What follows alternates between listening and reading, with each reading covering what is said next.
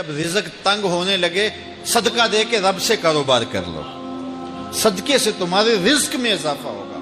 یہ رب کا وعدہ ہے، اللہ کے وعدے جھوٹے نہیں ہو سکتے۔ رزق کی برکت کا ایک اور بہت بڑا ذریعہ النکاح ہے۔ فرمایا اگر تم نکاح کرو گے، تم فقیر ہو وہ تمہیں غنی کر دے گا۔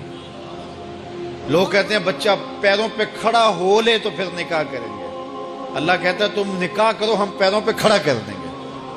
ہمارا فلسفہ اپنا ہے، اس کا حکم اپنا ہے۔ وہ کہتا ہے ابھی تو یہ اپنے لیے نہیں کماتا تو جو آئے گی اس کو کہاں سے کھلائے گا؟ میاں جس نے آنا ہے اس نے اپنا رزق لے کے آنا ہے۔ تو بچوں کی شادیاں کرو، اگر وہ جوان ہو گئے رزق نصیب ہوگا۔ اپنے اہل خانہ کو نماز کے حکم دینے سے رزق بڑھتا ہے، کیونکہ جو صبح کا وقت ہوتا ہے یہ رزق کے بٹنے کا وقت ہوتا ہے، اور جس گھر میں صبح کے وقت لوگ سوئے ہوئے ہوتے ہیں وہاں بے برکتیاں ہوتی ہیں۔